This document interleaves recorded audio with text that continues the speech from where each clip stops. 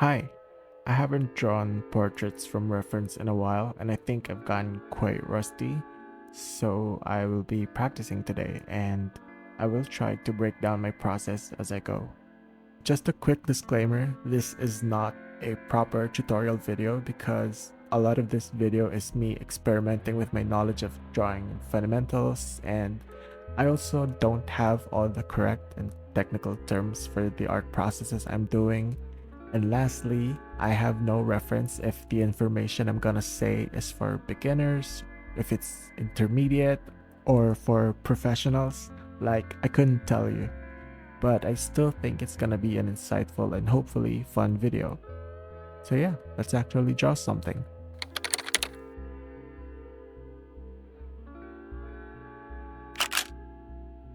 So for the first illustration, I chose a relatively easy enough to draw reference photo.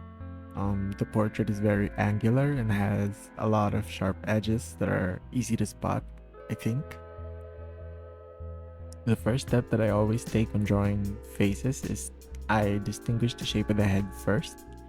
Just a very rough outline of the shape. In this case, I start with the jawline and the chin, and that also includes the hair of the figure. I find that it's easier to lay the guidelines for the facial features once I establish the framework of the head, and then I can just work on the finer details later on. So once the frame of the head is done, that's when I draw the guidelines for the facial features. The guidelines show me the proportions and the distance between the eyes, nose, lips, and ears. It's just for blocking and placement.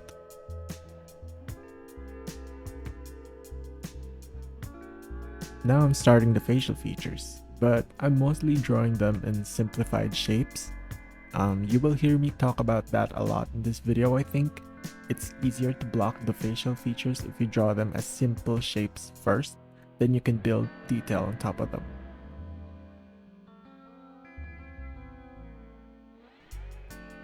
As you can see, some of the curved lines connect one feature to another. The line that cuts the top of the ear also serve as the eye line, and the line between the corner of the jaw directly cuts the upper and lower lip. So yeah, don't forget to use your guidelines as a ruler. Okay, so one helpful tip I learned from drawing class is when you're drawing from reference, and if you lay guidelines, you can easily spot distinct shapes in the negative spaces, as I'm doing with the photo. That will help you kind of sculpt the form of those specific parts. At this point, I'm still in the rough sketch phase, so I'm still not drawing a lot of fine details. Again, I'm just solidifying the shapes first, like the eye socket area, the nose, and the lips. They're more like polygonal figures, I think. It's a lot of straight, rigid lines and some curved ones, especially with the bangs and the hair part. And now I'm actually proceeding with the cleaner sketch phase. It's the basic lower the opacity of the layer and then draw over it method. I'm just tracing over the guidelines I drew, and if you notice, I'm still keeping the line work fairly straight and rough. I like to practice portrait drawing this way because this is exactly how I would draw on a real sketchbook with a real pencil, or like traditional media in general. Okay, so for this video, I'm not really diving into how I shade and render. It's just my basic drawing practice. But I'm still doing some rough shading on these because it does feel incomplete without some shadows and darkened regions. Once again, I'm always looking for the simple shapes in the reference photo, but this time for the shadows. Another helpful tip I learned from my drawing class is when you're finding the shadows of a subject, try to look at your reference photo and then squint. It blurs the image and you'll see a simplified version of the artwork, or image rather. They're essentially blocks of shapes, you know. And also you can just blur the image if you're working digitally. That works as well. And that's where I'm leaving the face. and I'm moving on to the hair. In the reference photo, you can see me scribbling yellow lines. Those are the highlights of the hair that I identified, and I'm gonna make sure not to draw on those areas. Now, I'm not really sure how to describe my drawing process with the hair part, but basically I'm shading it in segments. I kind of draw starting from the highlight that I identified, then I shade following the flow and direction of the hair segments. Also, this is more of an art style preference thing, but I try not to draw every single strand of hair. I just make sure that the sketch implies it. Okay, so this is kinda overkill what I'm doing here. I'm basically shading the drawing again, but this time with a bigger brush. But I normally wouldn't do this since I can't apply the same effect with traditional media.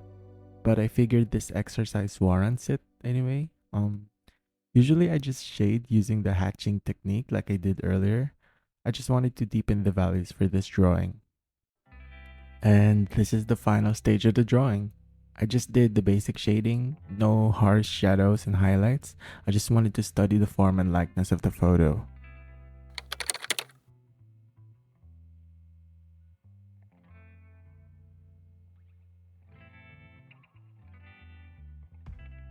Let's move on to the next reference photo, and I'm kinda gonna breeze through this one since I pretty much used the same method from the previous drawing. Again, the first step is I identify the shape of the head. I'm looking at the photo, and from the angle, I'm kinda seeing a boxy shape from the upper region. Then it tapers and forms an upside down trapezoid, which is the chin or beard area. I laid the cross guidelines in the center of the face, and that's where I'm drawing the shapes of the facial features. In this base sketch, it kinda looks like the features are too compressed in the center, but that's fine since a lot of the lower region is facial hair and the sides make room for the actual hairline. Again, don't hesitate to use simple shapes as guides first. It will help you build the foundation or skeleton of your drawing. Those elements will look better in the end if there's clarity in what the form looks like. I think it's good practice for me to be confident with the lines so I don't have to overthink and overanalyze if the lines are correct and accurate. I think that's a principle I learned from gesture drawing that I apply to my everyday work. Don't waste a lot of time on these lines. As long as it conveys what it should be conveying, you're fine. I mean, I'm saying this as I can just press the Ctrl-Z function, but I still apply the same principle in real life sketching and drawing anyway. The next part I'm doing is drawing in the dark elements such as the eyebrows, the iris of the eye, the facial hair, and the hair. Ideally, this process should take place at a later stage since I should be showing the proper method of building values from light to dark. But I think I got too excited that I got the face sketch correctly that I zoomed right into drawing the shadows. I can't delve into it in this single video, but there's so many planes in the face structure that you can identify if you know basic anatomy, like knowing how the brow bone casts shadows, seeing if the figure has smile lines, has under eye lines, the volume of the cheekbones. If you want more extensive knowledge on that, I'm redirecting you to the YouTube channel Broco. They're an online drawing class at this point, and I think you'll learn a lot from watching their videos.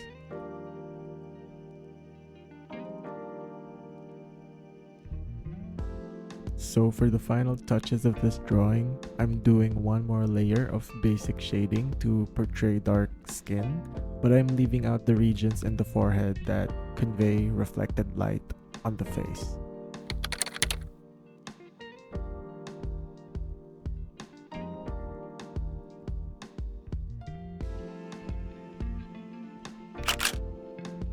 Moving on to the next illustration, I think this is the easiest reference photo of this set so far.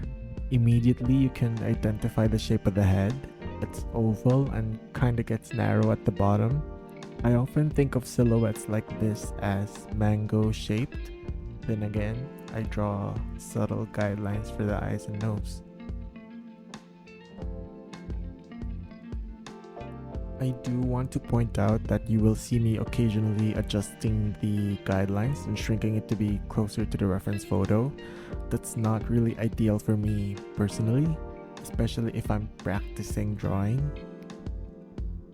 But for this video, I just want to achieve the likeness as much as possible. On paper, I obviously can't use the transform tool, so just take note of that. Also, if you noticed, none of the drawings in this video have fine details. I don't intend to draw fine lashes or detailed teeth or a hyper-realistic eye. I just want to see if I can draw from reference. Also, this is an exercise of me not zooming in on the drawing. That way, I can't hyperfixate on those finer details. That's not the point of this exercise at all. And also because I can't really zoom in on my sketchbook in real life, so there's no room for me to waste on studying if this eye looks identical to the other, or if this single tooth looks weird, or if the nose have little ridges on it. I just want to see if I can capture the gesture, the pose, the angle, the likeness. Again, you'll see me immediately drawing in the dark parts of the face. I think a part of me feels that that's the necessary step after the outline and the frame of the face, especially once I achieve the proportions of the features I'm looking for. It's easier for me to just draw ahead and leave the shading for later. So the shading technique I often use in drawing is hatching and contouring. You'll see me shading parts of it using this method to create texture and not just leave the drawing flat. It works effectively, especially with parts such as the hair and the darkest shadows of the drawing. Controlling your drawing pressure also helps with the lightness or darkness of your shading, like how I'm shading the cheekbones, the mid area of the face, and the head. And then I'm finalizing the drawing with another layer of basic shading, nothing too complex and detailed. I'm just following the form I established with the previous shading process. Yeah, this was a very quick drawing. I think this is the fastest one I completed.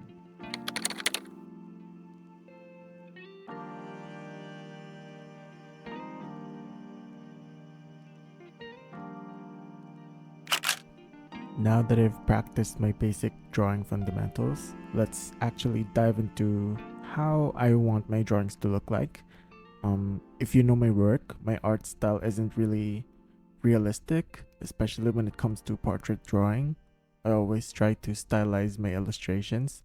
I want to achieve an almost cartoonish look, so I will be demonstrating how I stylize my portraits on this part. So this reference photo is a little more complex than the last couple drawings I did. Previously, the first line I draw is usually the corner of the left side of their profile, but now I can't detect that in this photo. Instead, I decided to start from the top, hence the first curved line. It's emulating the topmost strand of hair in the photo. You will see how I detect the line gestures using the red pen tool. I hope that they are easy to follow along. Now, back to the stylization topic. For this drawing, I want to invoke the feeling of this withering old man whose hair is all over the place. So I guess the focus is to have a lot of strands of hair as flowy curved lines, but the overall shape of the head is still boxy. You'll see me once again breaking down the figure into simplified shapes. I want to understand the form and the shape of the head, so I'm drawing what I'm seeing, even though it doesn't really resemble the traditional outline of a person.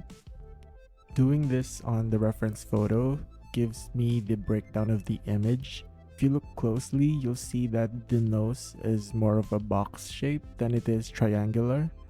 The line on his brow bone is straight and horizontal, and there's a particular shape I'm seeing with the cheeks. Since they're drooping, I'm kind of envisioning a downward curve and that just connects to the mustache, which is below the nose line. Now I'm focusing on the fine details of the face. I scribbled how I would view the structure of the eye region. The left eye is triangular and looking to the side, with the brow upturned a little bit, while the right eye is squinting, hence the brow is pulled down and kind of flat. It's also important to draw the lines in the face. So there's a line from between the nose and the eyes down to the cheeks. And also the cheeks themselves need to have solid lines under them to imply weight and that it's drooping downward. So the most important facet of stylization, at least for me, is to exaggerate and or minimize. If you look closely, the left eye isn't that open and wide, but the reference photo implies that enough. Also, the movement of the hair isn't that flowy in the photo, but I decided I wanted it to be. These are the exaggerated choices that I made for this drawing. Now, obviously he has a pair of lips, but since it's hidden under the mustache, I don't have a clear idea of what it would look like, so I decided to hide that feature. As well as the finer lines in his forehead, I decided not to include that. Those are the things I minimized in this drawing. Now I'm moving on to the shading of the sketch, and this is rather different from the previous exercises I showed. So the reference photo has high contrast. You can definitely distinguish the light areas versus the dark shadows. I'm not sure why, but I don't think I applied that principle in this drawing. If you noticed, I started shading in between the light and the shadows, and I kept that area darker than the actual regions where the light can't reach. I think that's called the terminator, although I wish I had more knowledge on the technical terms and how to explain, but that's literally all I have as far as explaining the process. Again, you can refer to Proco on YouTube if you want to study lighting and shading properly. And that's about it for this drawing. I think the only thing I wish I could have done differently is I should have added more volume to the hair. I feel like it's a larger framing device on the photo than how I drew it. But regarding the gesture and the flow and the pose, I think I accomplished what I wanted.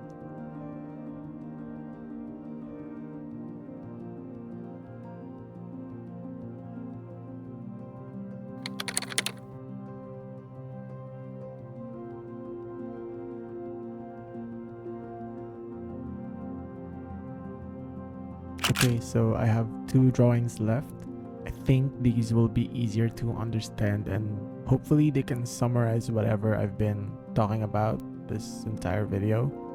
This reference photo is perfect example of what I talked about previously regarding the first gesture line. As you can see, the first line I drew is a vertical line, slightly slanted to the right. I'm following the gesture of the figure who is almost leaning to the right of the screen. I can usually do the math from there and find where the chin line goes, the jaw on the right profile.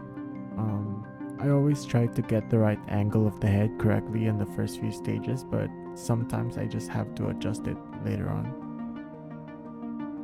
So the stylistic exaggeration I made on this drawing is the hair. It's swept to his left side. I copied that idea, but I made the bangs fuller and have more volume, and that just puts emphasis on the idea that the figure is leaning on one side. One thing that I noticed as I'm editing is that I drew the mouth first before the eyes, which is interesting because it's usually the opposite for me. I was for sure intimidated, so I just dealt with it immediately so I can get it out of the way, and then I can just focus on the easier elements next. It's easy to identify the shape of the mouth on this drawing. It kind of reminds me of a semi-heart shape, kinda. And I made sure not to overthink getting the teeth super detailed. Like, there's no need for me to individually draw each tooth. I think the grin looks close enough, so I moved on.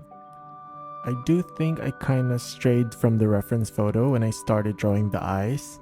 Definitely not accurate in terms of likeness, but I still think I captured the overall vibe of the figure. And now I'm drawing the hair by segments as well. And I'm usually shading each segment from top to bottom end, if that makes sense. And I'm just leaving the middle area blank or white to portray highlights. And I think that's about it for this one.